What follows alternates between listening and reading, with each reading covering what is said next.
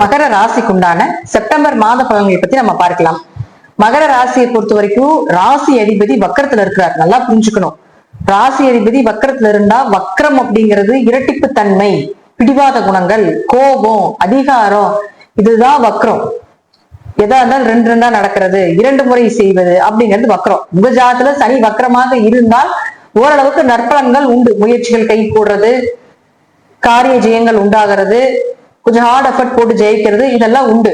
ஒருவேளை உங்க ஜாதத்துல சனி வக்கரமாக இல்லை அப்படின்னா கொஞ்சம் பொறுமையாக இருந்து செயல்படுத்திக்கோங்க இந்த வருடத்தை. அதாவது வருஷம் 5 மாதங்கள் சனி வக்கரம் பெறுவார். அப்ப அந்த 5 மாத காலங்களையும் கொஞ்சம் கவனமா இருந்துக்கோங்க. அடுத்தது பாருங்க, அவரு 2ஆம் அதிபதியாகிறதால காசு பணம் கொடுக்கல் வாங்கல் இது எல்லாமே கொஞ்சம் கவனமா இருந்துக்கணும். ஜாமீன் கையெழுத்து போடாம இருக்கிறது, அடுத்தவங்களுக்கு பணம் கொடுக்கல் வாங்கல் பண்ணாம இருக்கிறது, இதுலயே கொஞ்சம் பார்த்து இருந்துக்கணும். செவ்வாயை பொறுத்த வரைக்கும் 4 மற்றும் 11ஆம் அதிபதியான செவ்வாய் இருக்கக்கூடிய வீடு உங்களுடைய ராசிக்கு 9ல் இருக்கார். இப்ப 4 குடையவரும் லாபஸ்தானாதிபதியும் 9ல் இருக்கும் பொழுது கண்டிப்பாக ஏதாவது ஒரு பண வரவு, பொருளாதார வளர்ச்சி, அடுத்த கட்டத்துக்கு உண்டான ஒரு விஷயங்கள், வீடு மனை சொத்துக்கள் சார்ந்த விஷயங்கள் கை கூடுறது, கொஞ்சம் ஆரோக்கியம் சிறப்பா இருக்கிறது, இதெல்லாம் 13ஆம் தேதி வரைக்கும் உண்டு. 13ஆம் தேதிக்கு மேல பாத்துட்டீங்கன்னா இந்த செவ்வாய் அப்படின்னு சொல்லக்கூடியவர் உங்களுடைய ராசிக்கு 10ஆம் வீட்டுக்கு வருகிறார். அப்ப 4 குடையவர் 10க்கு வரும் பொழுது கேந்திராதிபதி கேந்திரத்தில் இருப்பது யோகமே. இப்ப தொழில் வளர்ச்சி இன்னும் கொஞ்சம் அதிகமாகிறது, ஒரு இடமாற்றம் பண்றது, பயணங்கள் மேற்கொள்றது, அதன் மூலமாக ஒரு நன்மைகளை ஏற்படுத்தி கொடுக்கிறது, கொஞ்சம் தாயினுடைய ஆரோக்கியம் சிறப்பா இருக்கிறது, தாய்கிட்ட ஏதாவது கேட்டால் கிடைப்பது, இதெல்லாம் உண்டு. அப்ப அவரே பாருங்க, உங்களுக்கு 11ஆம் அதிபதியாக 10ல் இருக்கிறனால தொழில நல்ல லாபங்கள், எதிர்பார்த்த லாபத்தை விட இன்னொரு மடங்கு அதிகமாக கிடைப்பது, இதெல்லாம் இந்த மகரத்துக்கு இந்த மாதம் நடக்கும். அதே போல சுக்கிரனை பொறுத்த வரைக்கும் 5-10 குடையவராகி சுக்கிரன் இப்ப இருக்கக்கூடிய வீடு 7ஆம் வீட்டுல 14ஆம் தேதி வரைக்கும் இருக்காரு. 5-7 தொடர்பு ஏற்பட்டால் நல்ல வரன் அமைவது, குழந்தைகள் மூலமாக உங்களுக்கு ஏதாவது ஒரு நல்ல பெயர் கிடைப்பது, திருமணம் சார்ந்த விஷயங்கள் கைகூடி வர்றது, கணவன் மனைவிகளை ஒற்றுமை குறைவாக இருந்தாலும் கூட அது கொஞ்சம் சிறப்பாக இருக்கக்கூடிய அமைப்பு, இதெல்லாம் ஏற்படுத்தி கொடுத்து விடுவார். அப்போ இந்த சுக்கிரன் அடுத்தது என்ன ஆக போறாருன்னு பாத்தீங்கன்னா 8ஆம் வீட்டுக்கு கேதுவோட வரப்போகிறார். அதாவது 14ஆம் தேதிக்கு மேல. அப்ப இந்த சுக்கிரன் கேது சேர்க்கை அப்படிங்கிறது ஜாதகத்துல இருந்தால் பெண் சாப அமைப்பை கொடுக்கக்கூடிய ஒரு சேர்க்கை. அப்ப பெண் சாப ஜாதகமாக இருந்தால் கண்டிப்பாக உங்களுக்கு கொஞ்சம் கவனமாக இருந்துக்கோங்க. ஆண்களாக இருந்தால் பெண்களிடமும், பெண்களாக இருந்தால் ஆண்களிடமும். இந்த சுக்கிரன் அப்படிங்கிறவர் 5-10 குடையவர். அப்ப தொழில கவனமா இருங்க. தொழில பெரிய இன்வெஸ்ட்மெண்ட் பண்ணாதீங்க.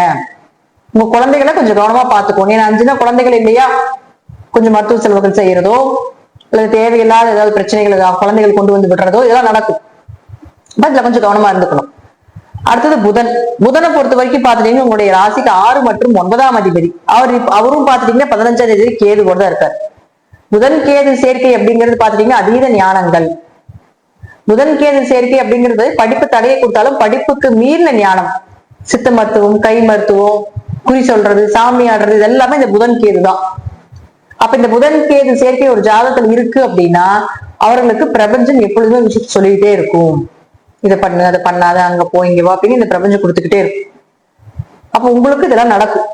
யோசனைகள், சிந்தனைகள் இதெல்லாம் ரொம்ப அதிகமாகும். அப்ப புதன் யார் உங்களுக்கு 6 மற்றும் 9ஆம் அதிபதி கேதுவோட இருக்கும்பொழுது கண்டிப்பாக ஏதாவது ஒரு வழியில புதன் சார்ந்த கடன் விஷயங்களாகவோ நோய் விஷயங்களோ ஏதோ ஒண்ணு இருந்துட்டே இருக்கும் 15ஆம் தேதி வரைக்கும். 15ஆம் தேதிக்கு மேல தன்னுடைய சொந்த வீடாக இருக்கக்கூடிய 9ஆம் வீட்டுக்கு வரும் பொழுது அது வரைக்கும் தந்தைக்கு உங்களுக்கு பிரச்சனைகளாக இருக்கும், அதற்கப்புறம் நிவர்த்தி ஆயிரும். உயர்கல்வி படிக்கிறதுக்கு வாய்ப்புகள்.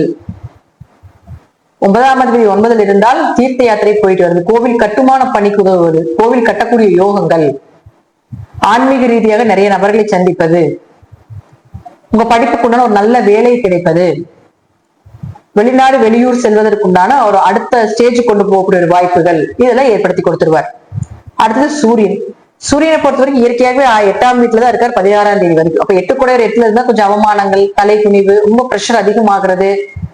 அப்ப கேதுவோட சேர்ந்து இருக்கும்போது பித்ருதோஷத்தை கொடுக்கும்.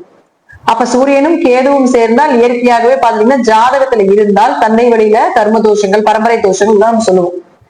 இப்படி இருக்கக்கூடியவங்க இந்த காலகட்டங்கள்ல போய் ஜாதகத்துல சூரியன் கேது சேர்க்கை இருந்தா திதி தர்ப்பணம் கொடுப்பது ஒரு சிறப்பான விஷயமாக இருக்கும். அப்ப சூரியன் அதே இடத்துல இருந்து மறுபடியும் 16ஆம் தேதிக்கு மேல 9ஆம் வீட்டுக்கு அவரு வந்துருவார்.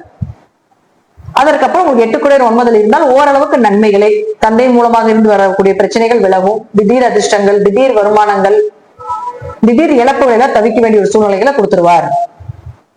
ஜாதகத்தை பொறுத்த வரைக்கும் மகர ராசியை பொறுத்த வரைக்கும் இந்த மாதம் 14ஆம் தேதி வரைக்கும் என்ன பண்ணணும், 15ஆம் தேதிக்கு மேல என்ன செய்யணும் அப்படிங்கறத தெளிவா கொடுத்திருக்கேன். அதுபடி செய்யும் பொழுது கொஞ்சம் யோகத்தை தாராளமாக பெறலாம். மகரம் கொஞ்சம் கவனமாக இந்த மாதம் இருந்து கொள்வது என்பது ஒரு சிறப்பான விஷயமாக இருக்கும்.